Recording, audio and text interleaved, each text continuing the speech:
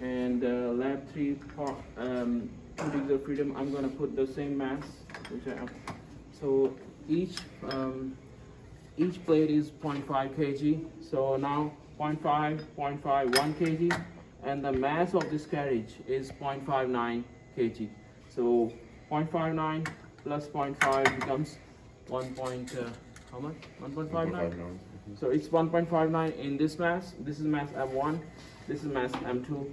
So now I will collect the data for mass M1 and M2 using these accelerometers as well as using the encoders. I will teach you both ways so that you should not have any problem. So let's go ahead and collect the data. Can you take a look here? Elvis, can you help us? If you go here, add steps, acquire signals, DAG MX, analog, and acceleration, IEPE, internal excitation piezoelectric accelerometers. This is so if you take a look, can you shine the, where is this? This we don't need this one. So we need to hook up to analog 0 to put this first. Let me take a look. Is this connected with the first mass? That's correct. So we need to hook it up. Okay, now guys, this is AI0, AI1. So I'm gonna select these two, AI0 and AI1. The second thing I have to change this sensitivity. The sensitivity for this one is 98.3. It's given in the disk. So this is a spec sheet. Maybe over here is 98.3 for the accelerometers. So you have to change the sensitivity. This is very important. The second thing you have to change, by default is 51.2 thousand samples, but we have to change it to smaller because the size of the sample file will be too large for us, and which is not required for our experiment according to Nyquist theorem. So we will do the same procedure for the second channel, put this sensitivity, and this by default is 2.1 milliamps, which is the requirement for running the accelerometers. If we don't put this value, then it will not run. So both have the same frequency. By default, if you change the frequency over here, sampling rate, it will change all other channels with the same frequency. You don't have to do this sampling rate again and again for each channel. So by default, if you change for the first channel, you see it changed the second channel as well. So only the thing which you have to change that is this frequency, the sensitivity. Now we are good, in a good shape. Go to the data view and bring it over here and bring it over here. Now if you run it and you see, and you have to drag both of them, right? Yes, just to see it. Now if you bring the camera here, now this is the first phase. Both are moving in the same phase. And you show the graph there. I'm gonna show this again. So this we can import into our file, the file from the data, the accelerometers, and we can do the Fourier transform to find out the first mode. And the second mode, if you take a look here, the second mode is opposite direction, the high frequency mode. If you show them, the students, this is the opposite mode. They are 180 degree out of phase. Like a sine and cosine. Exactly. So this, how will we do? We have to go over here. We have to stop it. Recording conditions, stop condition. By default, it takes the recording for 5 seconds. Okay, guys. Now this is clear. So I added that condition. So I have to run it. I have to record it. Now I will select both channels and then say okay. So if you shine the laser, bring the camera here. This is, show them. So this has been recorded for 5 seconds. So the second recording I'm gonna do for the opposite. So you can see I'm gonna do it for opposite.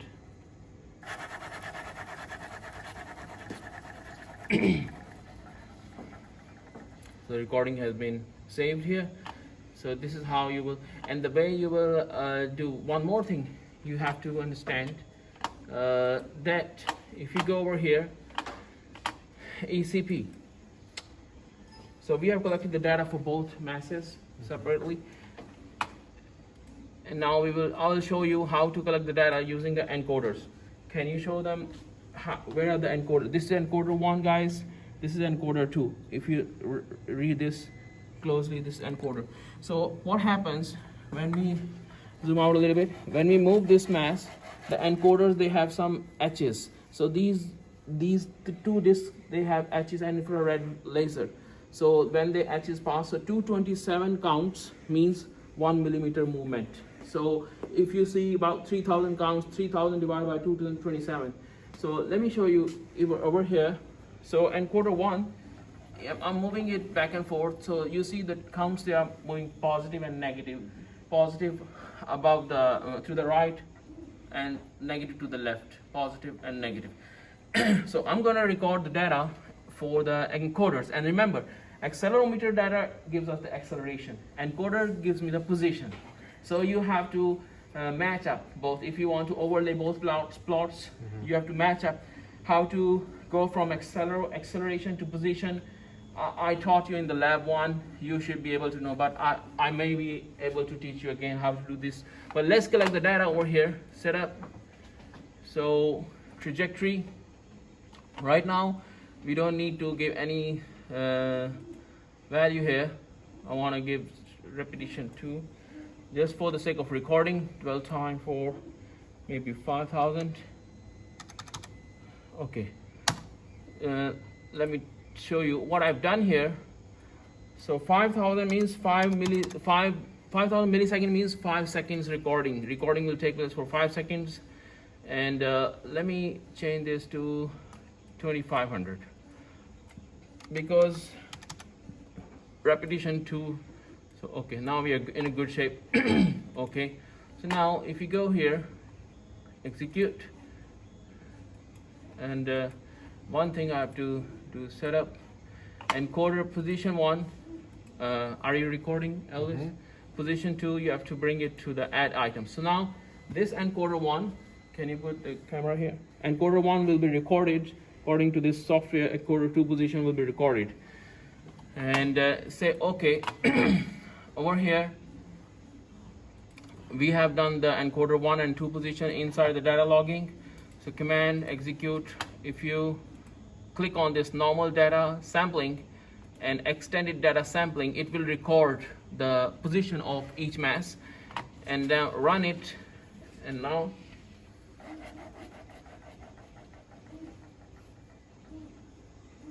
it should be able to give us the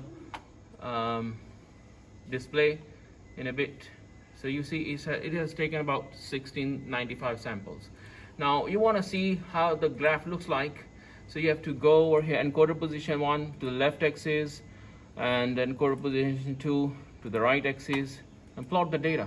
You see this is in phase movement. You see peaks are coming, overlaying peaks. So this is when the one mass moves to the right, the other mass moves to the right too.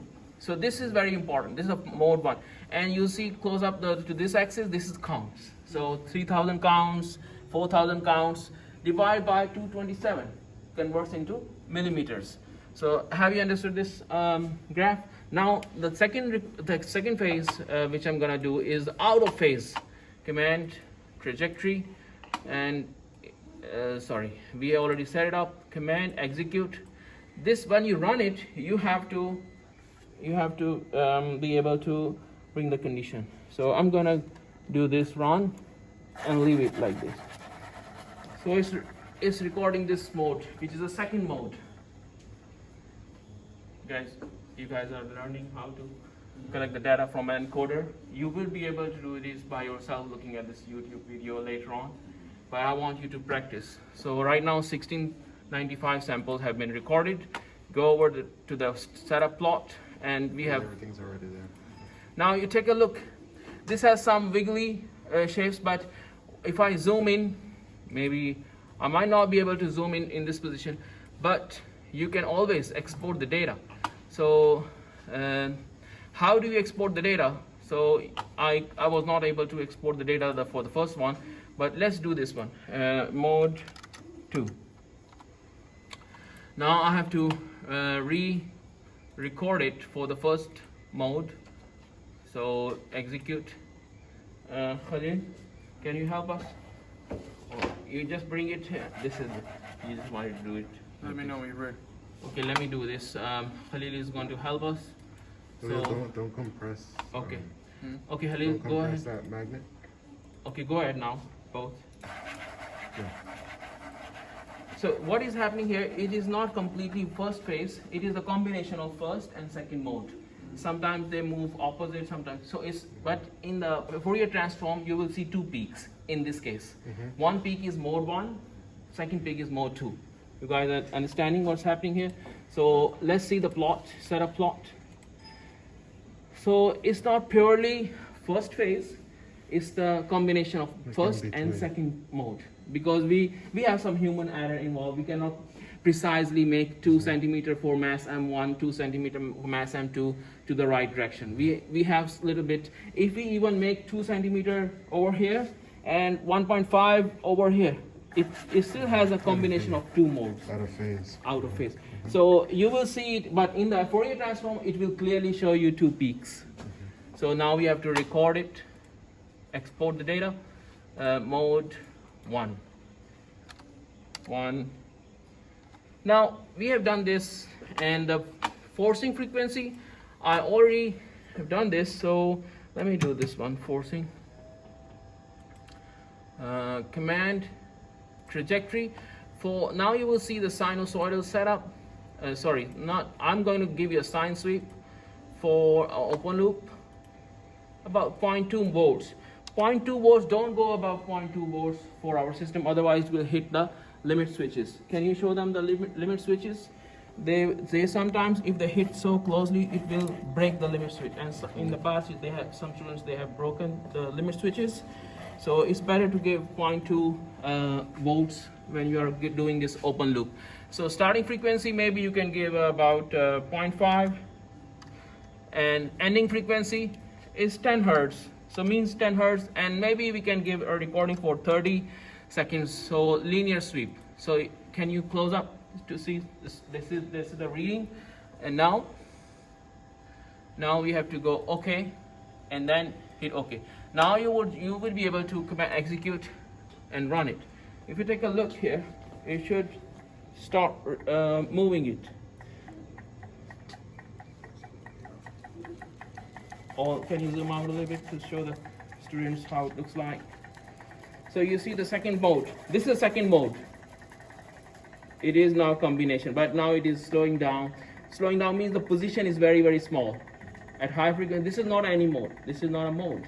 Mode shape only comes when there is a maximum displacement, whether we are moving in phase, whether moving out of phase.